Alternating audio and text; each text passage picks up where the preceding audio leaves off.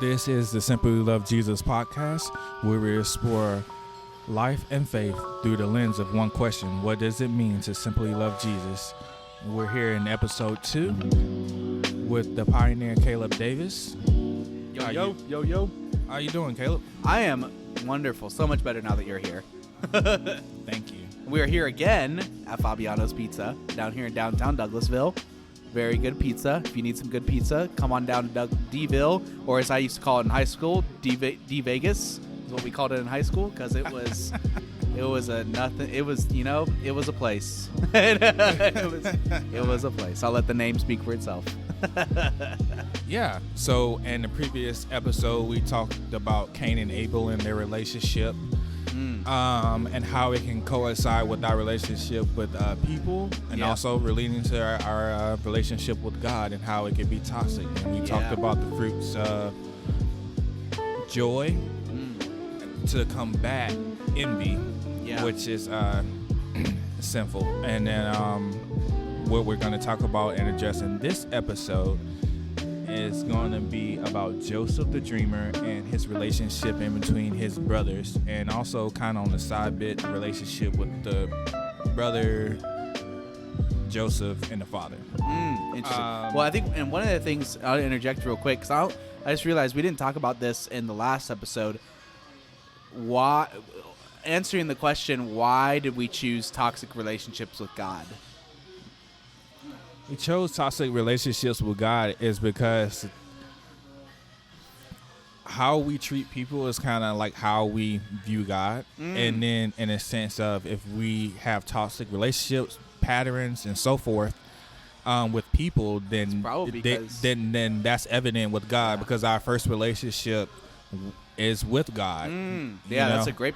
Well, I mean, I think about, you think of church history. Yeah. How all the crap that the church has done to the world. It's probably because we had a toxic relationship with God. Yep. Not that God does not have toxic relationships with us, but our perception of God and our relationship with God can be toxic. And as you just said, oftentimes our relationship with God can be seen with our relationship with other people. So when you have a whole church that was manipulating people, you think of the Renaissance age, and you literally, I kid you not, the church was getting people to pay for the forgiveness of their sins. They called them indulgences. And this was where pirates would literally pay indulgences to the church, and they would pay for future sins to be forgiven. They would essentially say, like, you want to get forgiven of your sins, you have to pay the church money. And like, between that, they would have restricted people from reading the scriptures, because they would manipulate it and they would twist it to micromanage and control the people. This is a very toxic relationship. Imagine what their relationship with God looked like. It was so much less about what I can do for God. It was about how God can position me. I mean, it led to literally, like, throughout the Renaissance age, it was wars were fought specifically because of Catholics and Protestants, and the Protestant Reformation is the whole thing. And it all comes down to having these toxic relationships with God.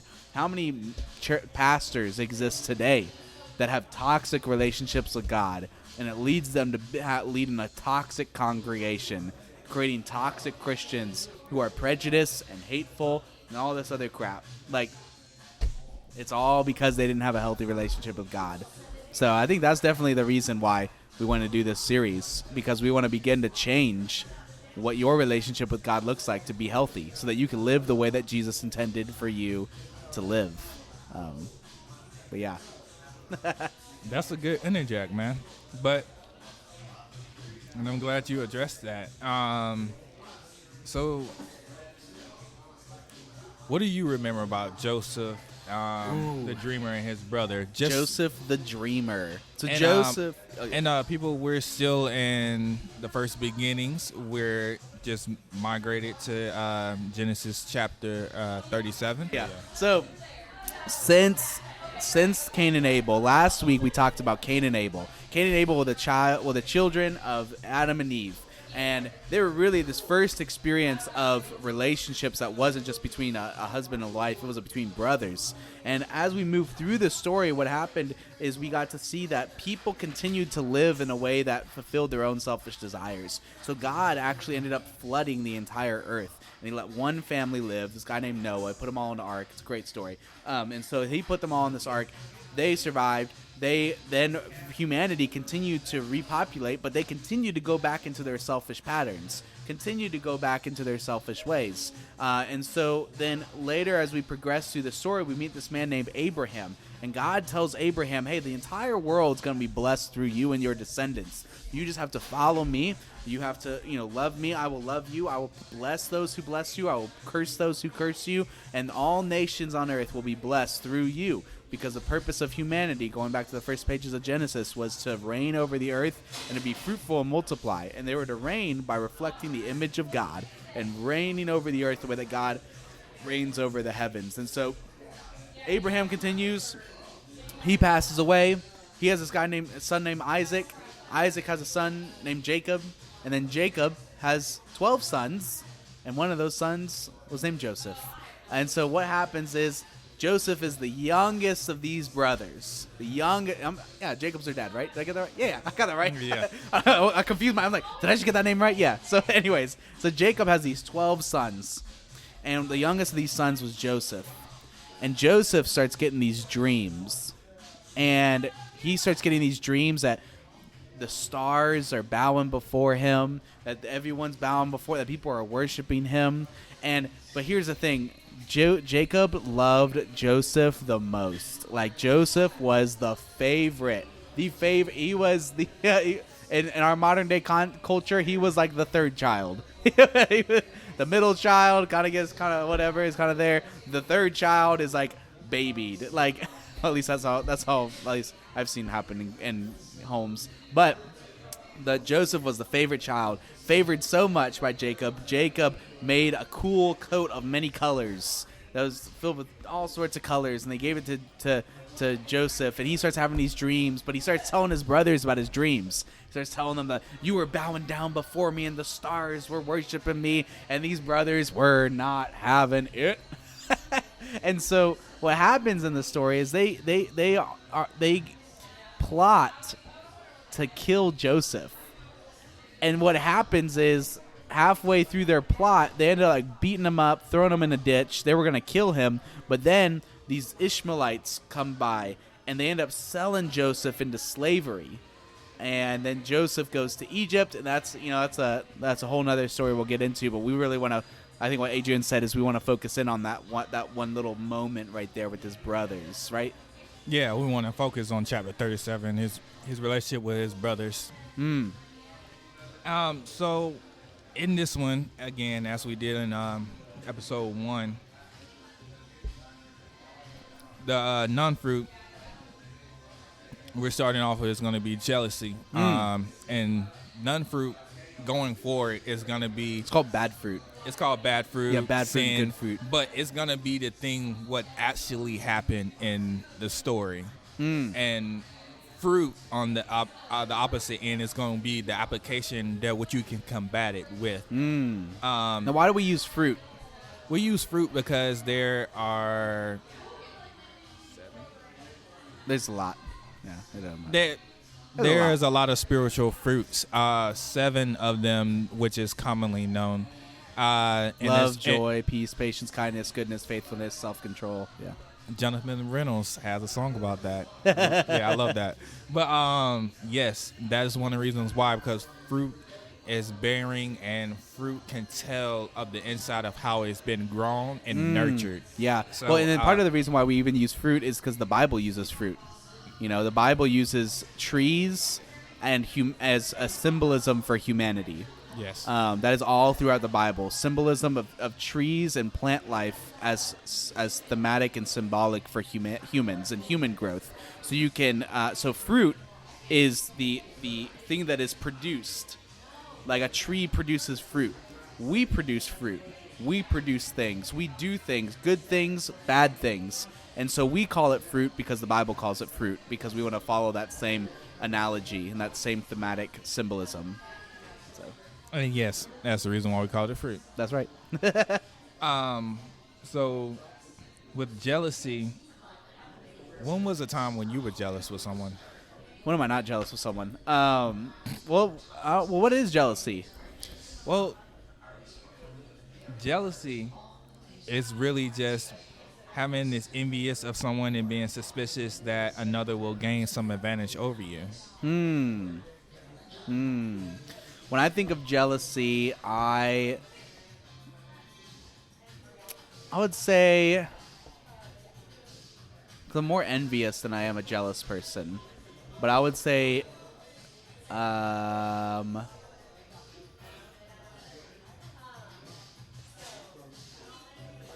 okay. So I think about when I was, how old was I at this point? I was in high school. So I don't know how old I was specifically, but I was in high school, and there was this person I had a little something for, and this person started taking some interest in this other guy. He was all right. But she started taking interest in this other guy, and I wanted to be with this girl, and she was giving all this attention to this other guy, and I was like, I'm better than that guy.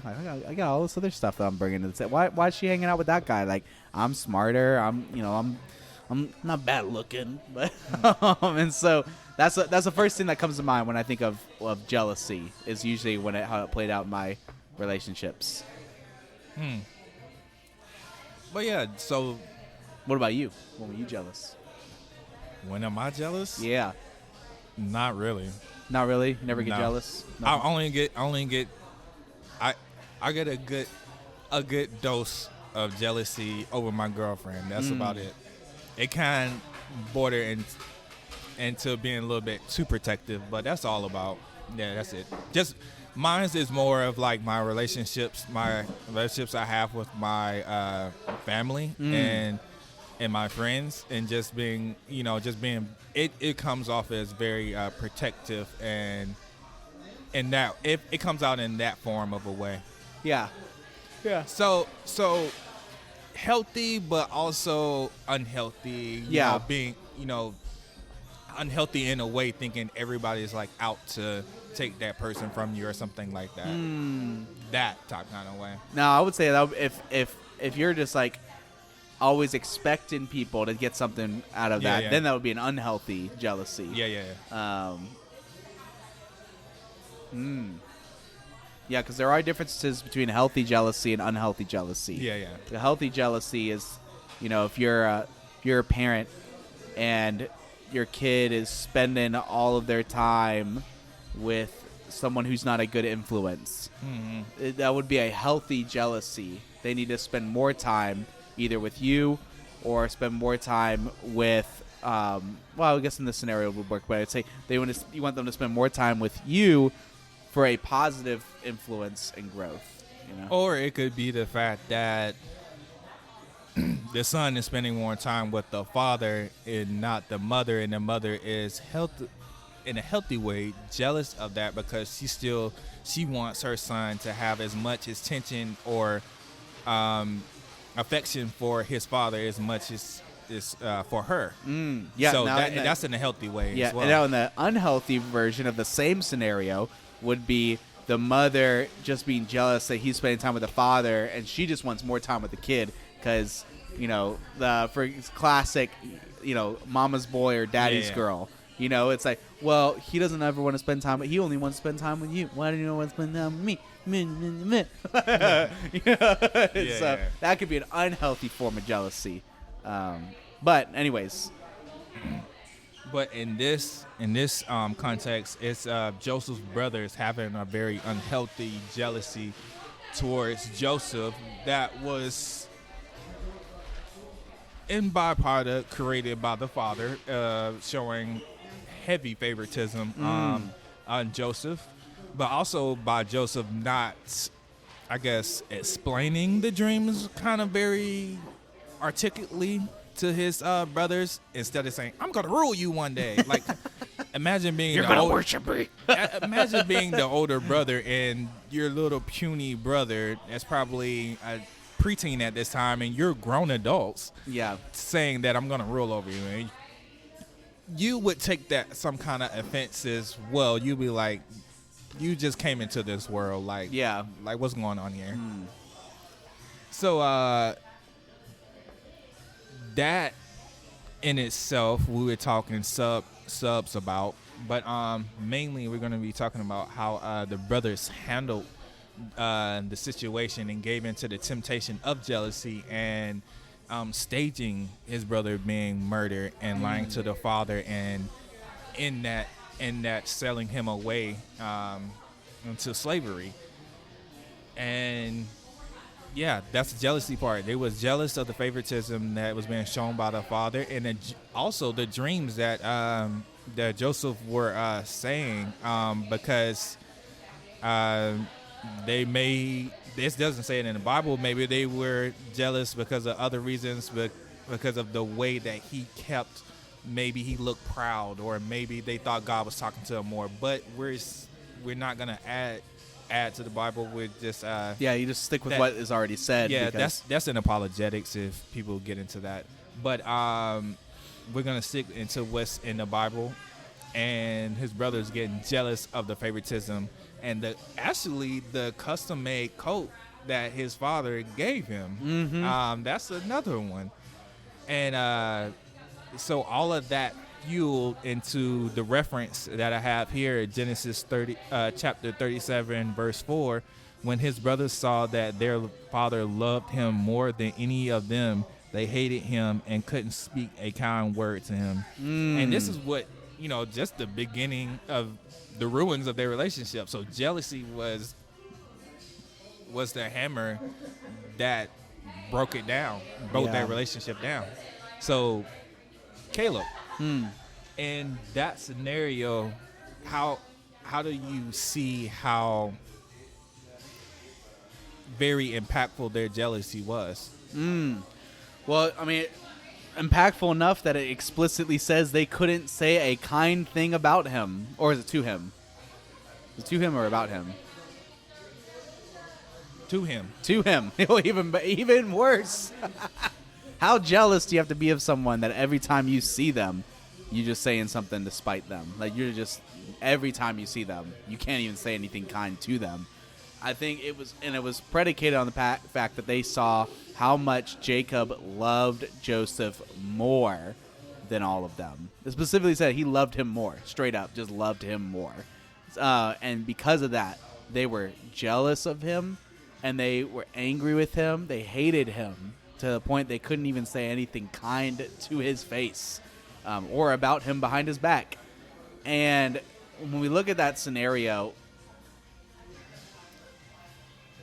I would imagine that jealousy is also rooted in the fact that, one, they've been with their dad longer. They've worked all of his fields. They've spent every day with him. Like, imagine that firstborn. The firstborn son's probably feeling the most of that jealousy, because he's been there since day one and seen all the other kids born, and yet now the last kid that's born, you're going to love him the most. Like, he's been there since day one. Why would you love him more when I've been with you since day one and worked this whole field for you and done all these things for you, and yet now this last son, you're going to love him more? It makes him feel like he was robbed of something that he deserved, that he was robbed of something, that a love that should have belonged to him. And I imagine that's similar to how many of us function. We are jealous of our other people because we believe that what they are being given or whatever attention they're receiving is something that belongs to us. Like, if you're dating someone and your significant other is spending a lot more time with one of their friends, and you're like, well, if you have so much time to spend with them, why aren't you spending more time with me? Like, if you have all this stuff going on, why aren't you loving me more or spending more time with me? And those things can creep into our heart, and they can begin to infect us. It's like, I'm trying to think about how to break this illustration down, but so I'm currently growing a tree right now. It's going to be a bonsai tree. And I decided to grow it from a seed because bonsai isn't actually a type of tree. It's like an art form. So the way that bonsai works is you have a tree that you grow that is grown. You take a piece from it, like a branch, and you plant that branch in soil. And then as it begins to grow, you shape it and with wires or whatever. You shape it, you trim it, and all this stuff. And that's what bonsai is, the shaping trees. But I wanted to grow mine from a seed. So I got to grow my tree, grow it up, and then cut off one of the branches, and then I'll plant that and turn that into the bonsai. But because of that, I've been learning a lot about tree growth and healthy planting and growing and gardening and stuff like that. And when a plant gets too much water, it becomes a risk of getting root rot, where the roots become rotten. And when the roots are rotten, it will poison and infect the entire tree, and the whole tree will just die. And jealousy is a root rot. Jealousy gets planted into your heart, and it begins to Jesus says, out of the overflow of the heart, the mouth speaks. When you come to the point where you can't even think or say anything good about another person, it's because you got a root rot in your heart, and that jealousy can seep into your heart and rot your roots. So yeah.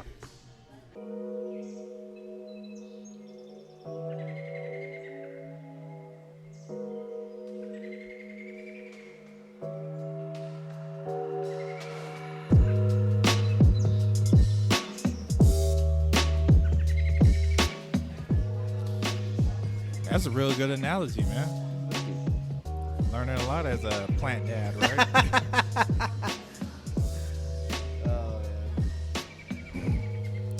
But it's not too much I can add on to that. But you use that as a real good analogy, and it's just saying that too much of something can really be really bad for you. So. As we said, jealousy can be a very healthy thing if you have it in small dosages of it, but too much of it.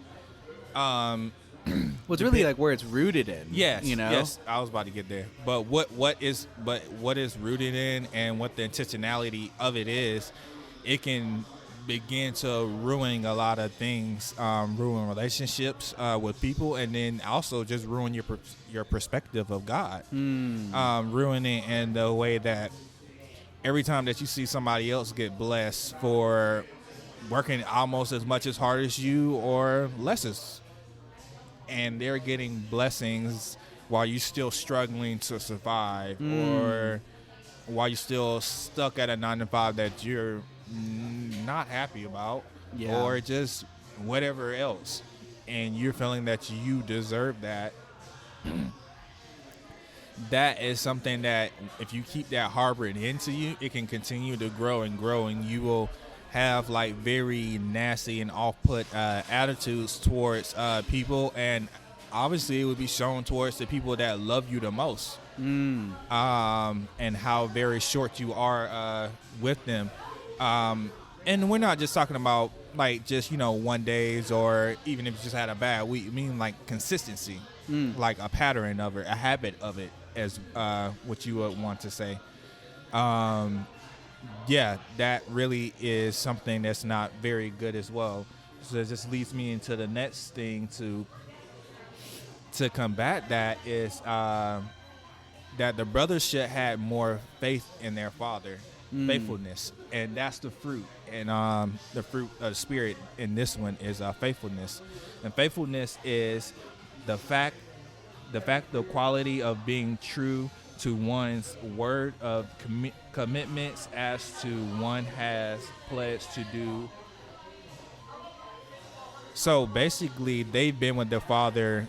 All the brothers have been with the father longer than Joseph had, so they should have more trust in their father to know that though his favoritism, it shouldn't have been displayed, that way, but he is displaying it that way is because he is having this son at a very old age, and the brothers have already taking up very good responsibility of working the fields and taking on the responsibilities of the house. And if that doesn't show a favor in another way,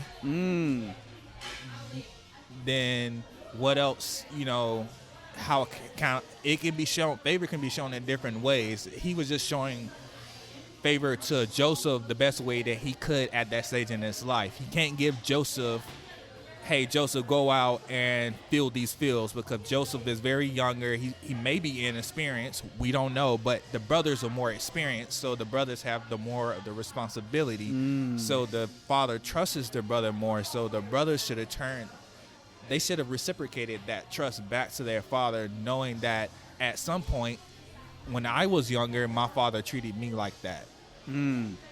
And is coming upon me to love on my fellow brother or sister, and to know that God will continue showing favors to me. It may not look in that form, but God will continue showing the favors that I need in my life at the timing that He says it. Yeah. And I think when we get our timing and God's timing messed up, that's when that mistrust is in the middle of that. And the road to take, instead of jealousy and the mistrust rooting in God, is the application road of contentment. Not complacement, but contentment. Contentment and what contentment is to be satisfied and pleased, a state of happiness and satisfaction. So we just have to get to a place of happiness and satisfaction with where we are with God, and how He has done so much for us, and how much He has done so much for the characters throughout the Bible as well. And the more that we dive into that, we can see that how much He is going to continue to do more for us as long as we're on this side of the earth, and as long as we're still living. He is going to, as we continue to honor Him and be obedient and repent of our sins, He is going to continuously to heal us. He is going to continuously keep showing favor to us, but He's going to show favor in the way that He wants to show us favor. And Caleb, that leads me to the question of, I think I've talked about the application of it, because me talking and it ranting naturally on, flows. Yeah. I don't think I tied the shoe, but would you tie the shoe for me? And what do you think? Tie the shoe. It's so funny. What do you think, your application thought process is after hearing all of this? Well, I think one of the first things I want to point out that was something I hadn't really even considered before.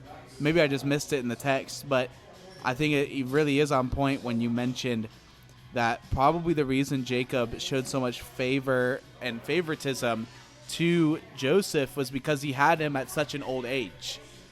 Like, that's a pretty big deal. Like, he's an old man, and he was still blessed with another son. And of course, you're gonna love that child. This is literally the last son you're ever gonna be able to have. But it was beyond the time that you thought you were gonna be able to have another child. That's just a quick note that I think is so important to keep in the back of our heads, because it really does show that even when we are jealous of somebody else, we don't know the full context. We don't necessarily know the full story. So we'll use, when I was younger, there was this girl that I was dating, and there was a time I was getting jealous. We were in a long-distance relationship, and she had started making some new friends, but I didn't think that her new friends were necessarily the most positive influence on her life. And so I was starting to get a little jealous, because instead of, spending time and setting like time aside that we had to talk and stuff like that, she would be off with her friends. And so I was starting to get jealous. I was like, listen, I'm loving that you're making new friends, but I don't necessarily think they're good news for you. I think they may be a bad influence. Now the fuller context of that story was she was deeply alone, because we were doing long distance and I was away, and she was back in Georgia, and so she was just alone, and she found company with people that made her feel that she could be herself, and she was with company that people that she felt like she was accepted by, and so she dove further into that community. And my jealousy didn't necessarily come from a bad place, because come to find out after we had eventually broken up, I was kind of right, and the people she was dating ended up leading her down a bad path. But I had treated my jealousy in an improper way at the time. And I think if I had treated it in a proper way, it would have had a different scenario because I didn't have the full context. I didn't have the full story.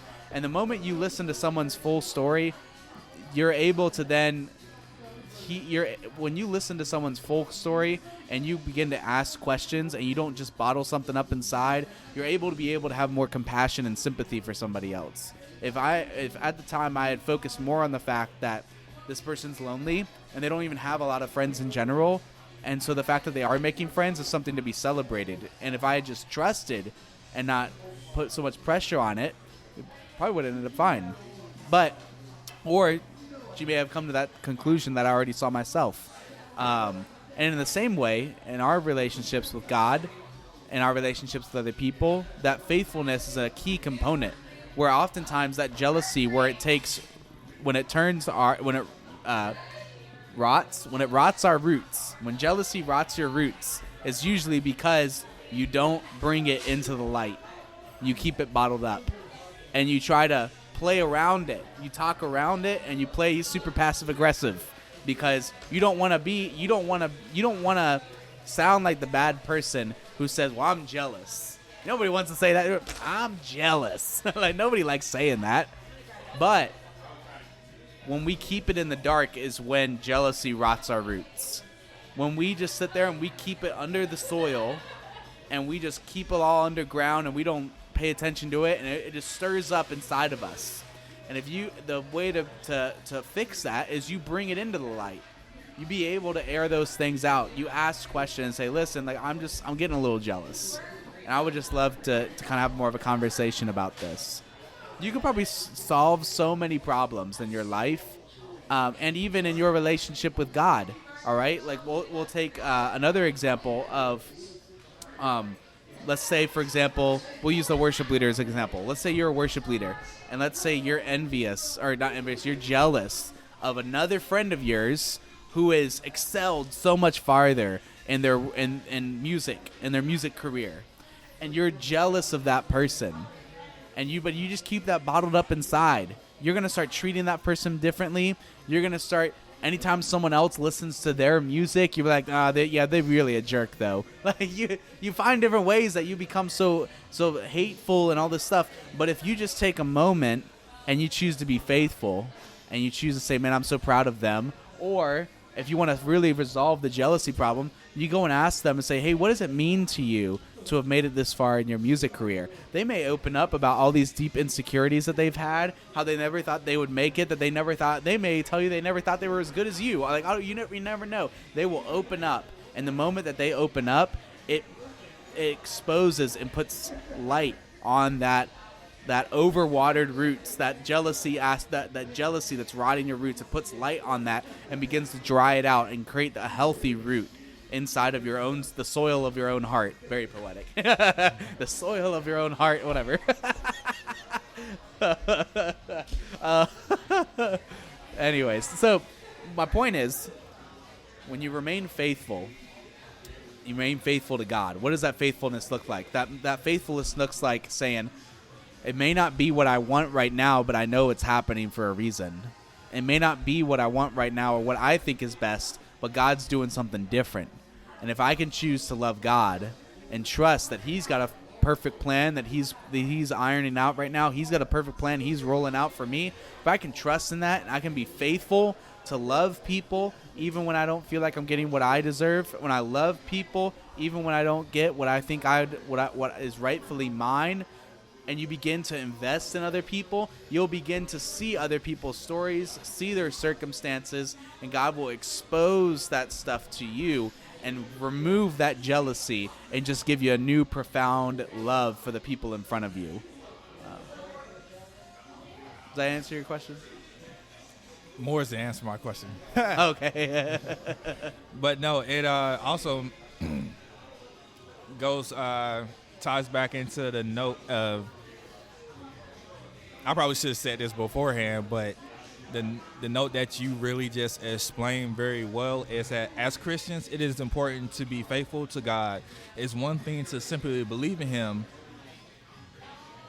but it is another to be faithful to him. And you just explained that very perfectly. It's a difference to know God and to believe in him, but also to be faithful to him is what you just explained. It's a lot of things that you have to, it's a lot of seasons that you have to wait through, that you just have to, lack of better terms, you just have to go through it. Yeah.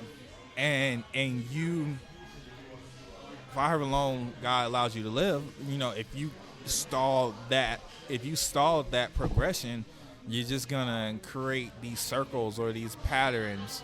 So the more that you progress and let it just go through, I'm not saying like just lay down and do nothing, but work on yourself, work on your attitude, and do the applications of what you said, and trusting God more, and then that just leads into you trusting the love that people have, that the genuine love that people are giving you, or that God has put in your life. You're not so much trusting. You are trusting that person, but it's not like you're not trusting in man. You're trusting in God, but you're also trusting in God that he at the end of the day, when these people are removed, or I'm not put it that way, people are not removed.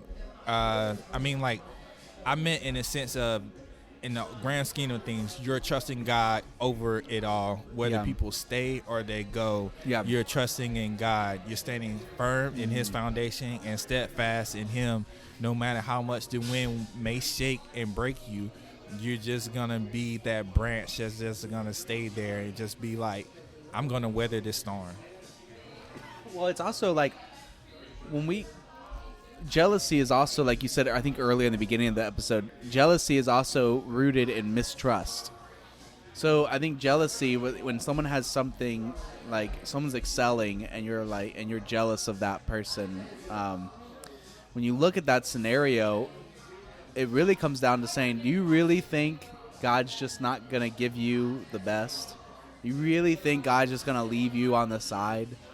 Like, you really believe that? Because that's when you have to start doubting your own jealousy. You have to start doubting your own negative thoughts.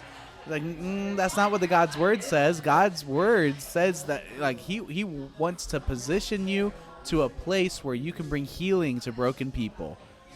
God knows you inside and out. God's the one who created you. God's the one who gave you the desires that you have. It's because God wired you a specific way, and I believe if you follow the path that God has for you, God will lead you to where you need to be. I think the church does not talk enough about what it means to excel yourself as business. They don't talk. They just tell you, well, I believe God's going to take you where he needs you to be. But they don't tell you that you still need to put work in to get where you want to be. Churches don't talk about that. But regardless, I still think it is true. God will put you where you need to be, and trusting that process. Because who knows, if you have, let's say the oldest son of Jacob, the oldest of Jacob's sons, let's say that he got as much love as Joseph did when he was born. Who's to say that their crops wouldn't have grown? Who's to say that all these things wouldn't have happened? Who's to say, like, and in the same way for you, like, you're jealous of someone. Okay, let's say you get what they get. What if you're not happy? You get what they get and you realize it's not a good fit for you. You get what they get and you realize it's not enough. What then? Now your jealousy was for nothing. Whereas if you just choose to trust and be patient and wait, God will set up the perfect scenario for you, and all you had to be is just faithful. Sounds like you're saying jealousy is a shoe that doesn't fit you, but faithfulness is a shoe that fits all. Mm-hmm. Preach it.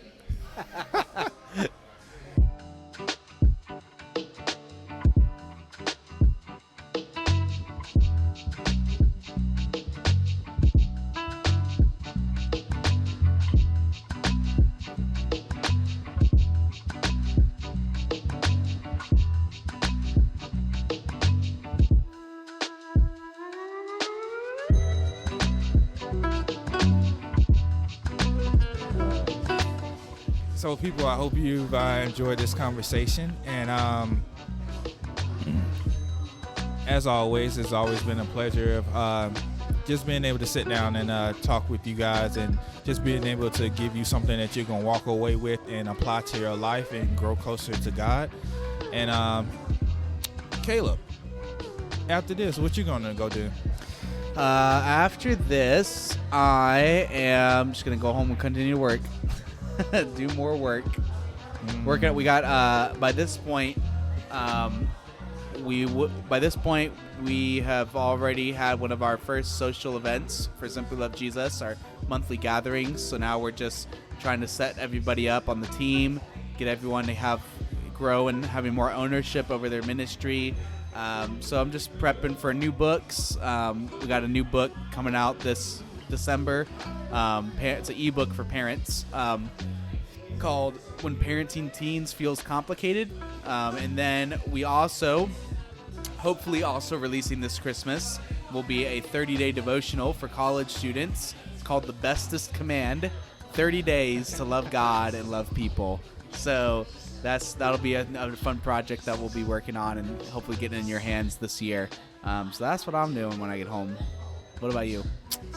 When I get home, probably just go play some video games. That's good. Well, friends, again, thank you again for tuning in. And just as a closing challenge, choose to be faithful. Choose to trust in God. Don't let jealousy overtake you. Don't let it harbor and take root in the soil of your heart. Choose to expose that to the light and don't linger on it. Choose to not be jealous and trust and love God, because when you're running after Him, you will begin to have a love for other people and see the grand scheme of what He's put you in the story of our world and in our life and in your life. So thank you again for tuning in. Follow us on Instagram and let us know how we can pray for you. Yep. And people always remember that it takes more out of us as believers as we grow closer to Jesus. He's wanting us not only to believe in Him, but also to trust Him and to truly know Him. And that's a beginning of a great intimate relationship with Him, is when you start believing and trusting in Him. And y'all have a great week. Yeah.